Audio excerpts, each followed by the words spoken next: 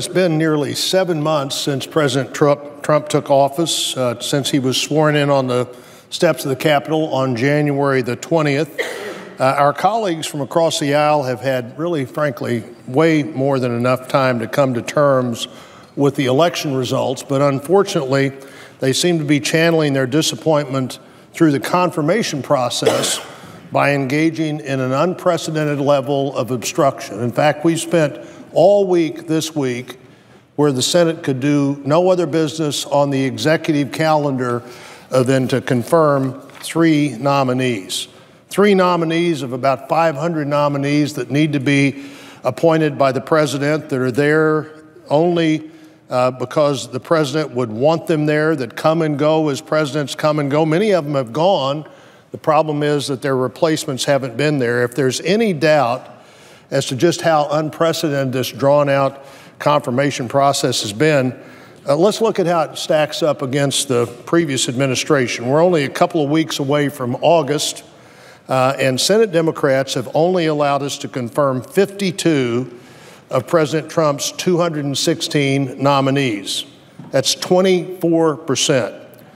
By the August recess of President Obama's first term, the Senate had confirmed 313 of the nominees he had made. He'd made 454 nominations, but it was 69%. So we start out with an incredibly slow start, where previous administrations, both the Bush administration, the Obama administration, by the end of the first week, often by the end of the first day, have most of their cabinet confirmed.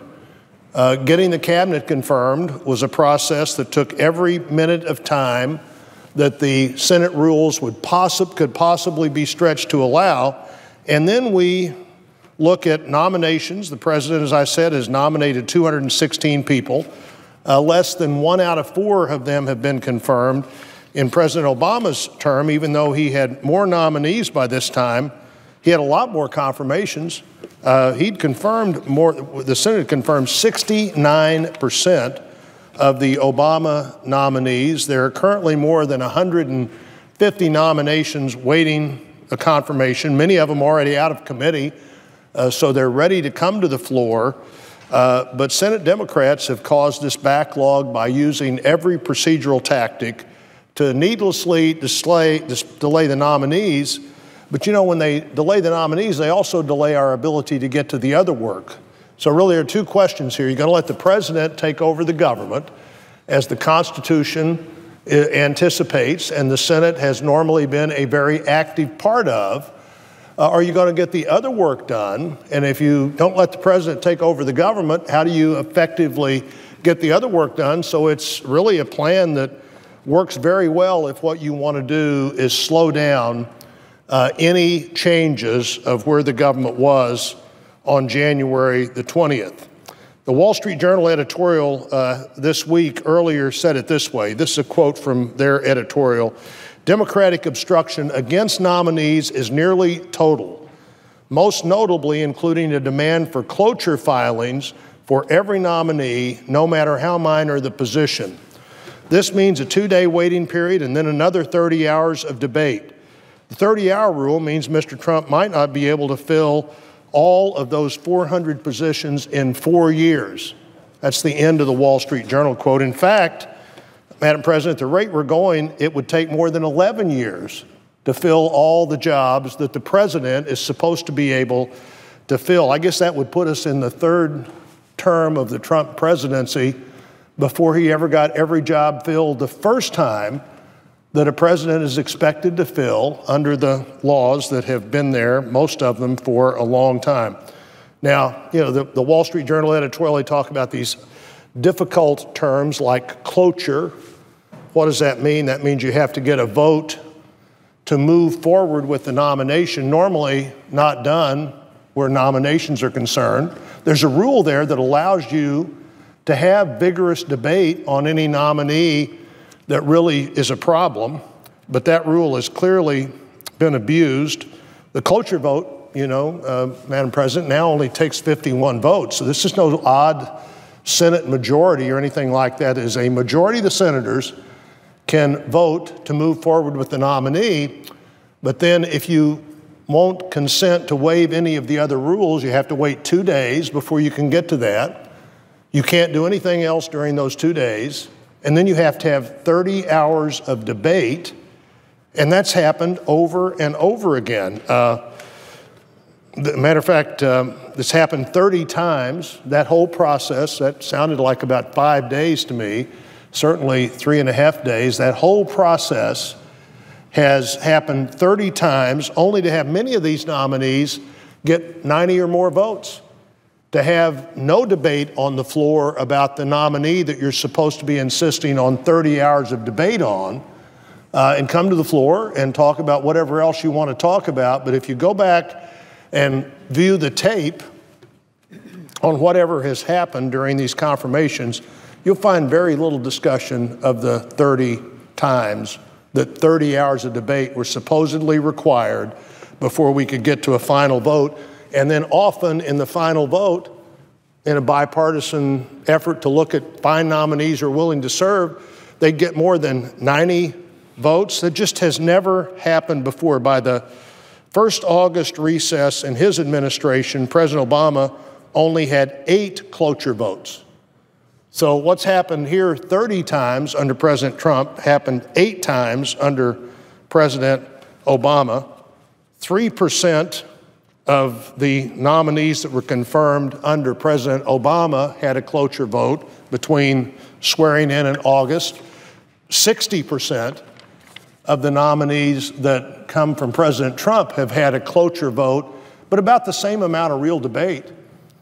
I bet if you look back at what happened in 2009, the hours of actual debate on nominees were about the same, but the use of the maximum abuse of the rules is different. Let me say this too, Madam President. The rules of the Senate were designed to protect the minority, and that's a good thing. This is a unique body in a democratic country where the minority has been traditionally protected, and that protection lasts until the minority begins to abuse it. And there'll be a point here pretty quickly where I think senators are going to have to wonder if this rule is any longer a rule that should be sustained. You cannot continue to do what we're doing. We don't have 11 years and 4 months to confirm the Trump nominees. Nobody would want the president to have well, maybe not anybody would want the president to have an 11-year and 4-month term, but our friends on the other side are acting like that's how long he has to get just this rudimentary part of his job done that largely should have been done in the first 6 months. Only 10% of president nominees' confirmations have been done by a voice vote. That's another alternative. You just bring the nominee and nobody objects to waiving the rules, and you have a voice vote. 10% of President Trump's confirmations have been done by a voice vote, while more than 90% of President Obama's confirmations were done by a voice vote. So you got the same percentages there, they're just totally turned around. 10% for Trump, 90% get a voice vote for President Obama. The contrast is striking, and it's not just simply math. It's again about the key positions of government that aren't filled. As a member of the Intelligence Committee, I hear all the time that our country faces more threats from more directions than any time in our history, but we've only been allowed by this strung-out process, insisted on by Senate Democrats, to confirm 6 of the president's 22 nominees for the Department of Defense. So the Department of Defense that has 22 nominees already made, only 6 of them are over there doing the job that the president has said, here's the 22 people that I'd like to have, and there'll be more names to follow. The positions that haven't been confirmed are the Deputy Secretary of Defense, the next job in the Defense Department, the Principal Deputy under the Secretary of Defense, the Assistant Secretary of Defense. I don't know about everybody else. I've always been a little confused by how long these titles are, but if you look at what each of these people do, these are critical to the mission of defending the country, and they haven't been filled. These are positions that need to be filled. As the President continues to work to improve the safety of our communities and enforce our nation's laws, we've seen obstruction when it comes to the Justice Department. Of the 19 people who've been willing to serve, all of whom I think are out of committee or about to be out of committee, if one of them's out of committee, that would be enough. But the President has nominated 19 people to fill these vacancies. Only 3 nominees have been confirmed. 2 of the nominees who've been reported out of the committee received votes of 20-0 and 19-1. You'd think that's somebody that could come to the floor with a likely voice vote. And my bet is that when they do get voted on, 90 senators will vote for them.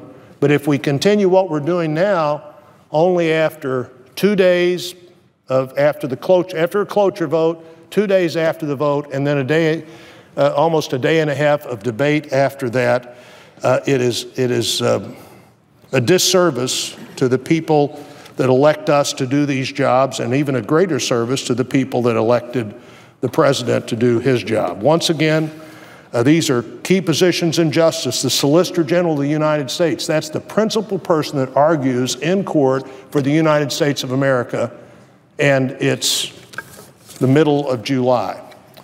My colleagues from across the aisle have clearly decided that it's in their best political interest to stand in the way of the President's nominees, but maybe more importantly, to stand in the way of the Senate's ability to get its job done. When I talk to Missourians, they want to know what we're doing, and they want to know why we can't get the work that they sent us here to do done. They also want to know why we can't let the President do the job he was sent here to do.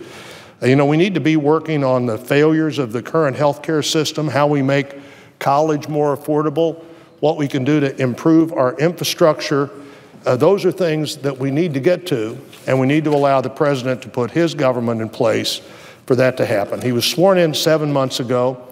He has every right to put the government in place. It's time for our friends across the aisle to stop grandstanding, stop standing in the way.